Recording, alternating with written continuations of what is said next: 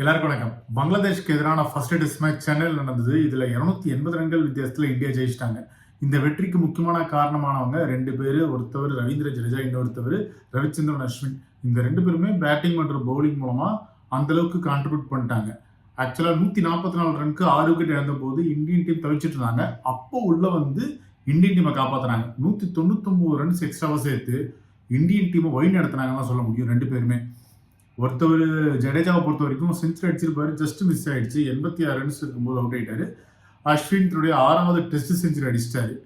பவுலிங்கும் பொறுத்த வரைக்கும் பார்த்தீங்கன்னா அஸ்வின் வந்து ஃபர்ஸ்ட் இன்னிங்ஸ்ல விக்கெட் எடுக்கல, செகண்ட் இன்னிங்ஸ்ல ஒரு 6 விக்கெட்ஸ் எடுத்தாரு. இன்னொரு பக்கம் ஜடேஜா ஃபர்ஸ்ட் இன்னிங்ஸ்ல ஒரு 2, செகண்ட் இன்னிங்ஸ்ல ஒரு 3 விக்கெட்ஸ் எடுத்தாரு. ஸோ இப்படி டோட்டல் கான்ட்ரிபியூஷன் 2 பேருமே கொடுத்துட்டாங்க. ஹோம் டெஸ்ட்ல ரவீந்திர ஜடேஜா மற்றும் அஸ்வினுடைய பெர்ஃபார்மன்ஸ் இந்தியன் டீமுக்கு எந்த அளவுக்கு உதவி இருக்கு, எந்த அளவுக்கு இம்பாக்டா இருக்கு அப்படின்னு நம்ம பார்ப்போம். அவங்களோட ரெக்கார்டை ஃபர்ஸ்ட் நம்ம ஹோம் டெஸ்ட்ல பார்த்துடலாம். ஃபர்ஸ்ட் அஸ்வினை பொறுத்த வரைக்கும் ஹோம்ல ஒரு 61 டெஸ்ட் மேட்ச் ஆடிருக்காரு. இதுல 369 விக்கெட்ஸ் எடுத்திருக்காரு. இதுல 29 5 விக்கெட் ஹால், 6 10 விக்கெட் ஹால் அடங்கும். அப்புறமா 39 அவே டெஸ்ட்ல ஆடி 149 விக்கெட்ஸ் எடுத்திருக்காரு. நியூட்ரல் வென்யூல ஒரு 4 விக்கெட்ஸ் எடுத்திருக்காரு. பேட்டிங் ஸ்டாட்ஸ் எடுத்துப்போமே, அதுலயும் அஸ்வின் நல்லா பெர்ஃபார்ம் பண்ணிருக்காரு. ஹோம்ல 1937 ரன்ஸ் அடிச்சிருக்காரு. அதுல அவருடைய ஆவரேஜ் 28 கிட்டே இருக்கு.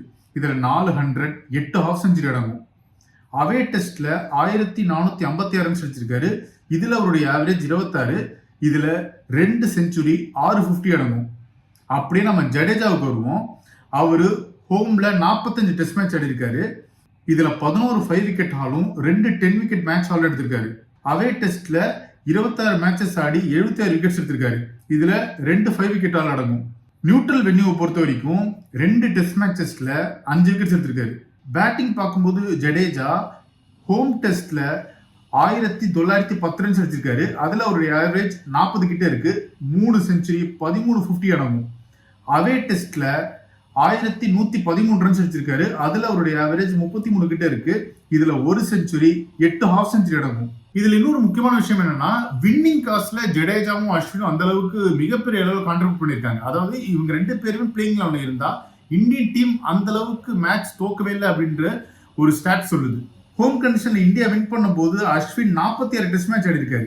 அதுல 298 விக்கெட்ஸ் எடுத்திருக்காரு. அந்த சந்தர்ப்பத்துல மட்டுமே 26 5 விக்கெட்டால் எடுத்திருக்காரு. அதே மாதிரி இந்தியா ஹோம்ல லாஸ் ஆன டெஸ்ட் மேட்சஸ்ல 6 டெஸ்ட் மேட்ச்ல மட்டும்தான் அஸ்வின் விளையாண்டுருக்காரு. அந்த கேம்ஸ்ல 33 விக்கெட்ஸ் எடுத்திருக்காரு. அதே மாதிரி வின்னிங் காஸ்ட்ல ஜடேஜா பேட்டிங்லயும் கான்ட்ரிபியூட் பண்ணிருக்காரு. இந்தியா வின் பண்ண ஹோம் டெஸ்ட் மேட்சஸ்ல அஸ்வின் 1306 ரன்ஸ் அடிச்சிருக்காரு. அதுல அவருடைய ஆவரேஜ் 27 கிட்ட இருக்கு. இதுல ஒரு 3 செஞ்சுரி அடிச்சிருக்காரு. அதுல அவருடைய பெஸ்ட் 124. ஹோம்ல இந்தியா லூஸ் ஆன மேட்சஸ்ல 288 ரன்ஸ் அடிச்சிருக்காரு அஸ்வின். இப்ப நம்ம ஜடேஜாவுக்கு வருவோம். ஹோம்ல இந்தியா வின் பண்ண மேட்சஸ்ல ஜடேஜா 34 டெஸ்ட் ஆடிருக்காரு. அதுல ஒரு 174 விக்கெட்ஸ் எடுத்திருக்காரு. இதுல 10 5 விக்கெட் ஹால் அடங்கும். அதே மாதிரி ஹோம் டெஸ்ட்ல இந்தியா தோத்ததுல ஜடேஜா 3 மேட்ச்ல மட்டும் தான் விளையாண்டுருக்காரு. அதுல வந்து அவர் ஒரு 14 விக்கெட்ஸ் எடுத்திருக்காரு. பேட்டிங்கை பொறுத்த வரைக்கும் வின்னிங் காஸ்ட்ல ஹோம்ல 1557 ரன்ஸ் அடிச்சிருக்காரு.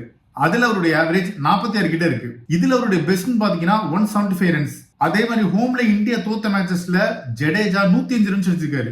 இன்னொரு முக்கியமான விஷயம், இந்தியாவுடைய ஹோம் கண்டிஷனை பொறுத்த வரைக்கும் நிறைய டாப் நேஷன்ஸ்க்கு எதிராக விளையாண்டுருப்பாங்க. அதுல ஜடேஜா மற்றும் அஸ்வினுடைய கான்ட்ரிபியூஷன் மிக பெருசு. அந்த ஸ்டாட்ஸ் நம்ம பார்த்துக்கலாம். அஸ்வின் 61 ஹோம் டெஸ்ட் மேட்சஸ்ல ஆஸ்திரேலியாவுக்கு எதிராக ஒரு 12 மேட்ச் விளையாண்டுருக்காரு. அதுல 75 விக்கெட்ஸ் எடுத்திருக்காரு. இதுல 7 5 விக்கெட் ஆல் அடங்கும். இங்கிலாந்துக்கு எதிராக 18 டெஸ்ட் மேட்சஸ்ல 100 விக்கெட்ஸ் எடுத்திருக்காரு. இதுல ஒரு 8 5 விக்கெட் ஹால் அடங்கும்.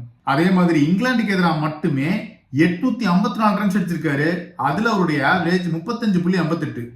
நியூசிலாந்துக்கு எதிராக அஸ்வின் ஹோம்ல ஒரு 59 விக்கெட்ஸ் எடுத்திருக்காரு. இதுல 6 5 விக்கெட் ஹால் அடங்கும். அதே மாதிரி அதே நியூசிலாந்துக்கு எதிராக ஹோம்ல 240 ரன்ஸ் அடிச்சிருக்காரு. சவுத் ஆப்பிரிக்காவுக்கு எதிராக அஸ்வின் 7 ஹோம் டெஸ்ட் மேட்சஸ்ல 46 விக்கெட்ஸ் எடுத்திருக்காரு. இதுல 5 5 விக்கெட் ஹால் அடங்கும். அதே மாதிரி சவுத் ஆப்பிரிக்காவுக்கு எதிராக ஹோம்ல 116 ரன்ஸ் அடிச்சிருக்காரு. நம்ம ஜடேஜாவோட டெஸ்ட் பெர்ஃபார்மன்ஸ் டாப் டீம்ஸ்க்கு எதிராக பார்த்துக்கலாம். ஆஸ்திரேலியாவுக்கு எதிராக ஒரு 12 மேட்சஸ் ஆடி இருக்காரு. 71 விக்கெட்ஸ் எடுத்திருக்காரு. இதுல 5 5 விக்கெட் ஆல் அடங்கும். அதே மாதிரி ஹோம் டெஸ்ட்ல ஆஸ்திரேலியாவுக்கு எதிராக ஜடேஜா 347 ரன்ஸ் அடிச்சிருக்காரு. அடுத்ததா இங்கிலாந்துக்கு எதிராக ஹோம்ல ஜடேஜா 10 டெஸ்ட் ஆடி 48 விக்கெட்ஸ் எடுத்திருக்காரு. இதுல 2 5 விக்கெட் ஹால் அடங்கும். பேட்டிங்கை பொறுத்த வரைக்கும் ஹோம் டெஸ்ட் மேட்ச்ல இங்கிலாந்துக்கு எதிராக 468 ரன்ஸ் அடிச்சிருக்காரு. இதுல ஒரு செஞ்சுரி அடங்கும். சவுத் ஆப்பிரிக்காவுக்கு எதிராக 7 ஹோம் டெஸ்ட் மேட்சஸ் ஆடி ஜடேஜா 36 விக்கெட்ஸ் எடுத்திருக்காரு.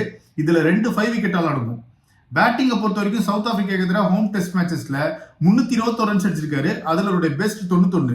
நியூசிலாந்துக்கு எதிராக 4 ஹோம் டெஸ்ட் மேட்சஸ்ல 19 விக்கெட்ஸ் எடுத்திருக்காரு ஜடேஜா. இதுல ஒரு 5 விக்கெட்டால் அடங்கும். நியூசிலாந்துக்கு எதிராக 179 ரன்ஸ் ஹோம்ல அடிச்சிருக்காரு. ஸோ இப்படி வின்னிங் காஸ்ட்ல எல்லா இடத்துலையுமே ஜடேஜாவும் அஸ்வினும் கான்ட்ரிபியூட் பண்ணிருக்காங்க. அவங்க 2 பேரும் பிளேயிங் இருந்தாலே போதும், இந்தியன் டீம் வின் ஆயிட்டாங்க அப்படின்னு நம்ம குறிச்சு வச்சுக்கலாம் போல. அந்த அளவுக்கு தான் ஸ்டாட்ஸ் சொல்லுது. இதுவுமே அதுக்கு விதிவிலக்கு இல்லை. இன்னும் அவங்க கடக்க வேண்டிய தூரம் எவ்வளவு இருக்குன்னு தான் சொல்ல முடியும். அந்த அளவுக்கு அவங்களோட பெர்ஃபார்மன்ஸ் கொஞ்சம் கூட குறையவே இல்லை. எப்படி பார்த்தா அவங்க அப்படிதான் இருக்காங்க. ஸோ 2 பேருமே சேர்ந்தா போதும், இந்தியா வெற்றியை நோக்கி தான் பயணம் செய்வாங்க. ஸோ இந்த 2 பேருடைய பெர்ஃபார்மன்ஸ் பத்தி உங்களுடைய கருத்து என்ன? இதுல உங்களுக்கு பிடிச்ச பெர்ஃபார்மன்ஸ் எது? இந்த சென்னை டெஸ்ட் பத்தி உங்க கருத்துக்களை கமெண்ட் செக்ஷன்ல சொல்லுங்க. இது ஒன் இந்தியாவுக்காக ஆனந்தன்.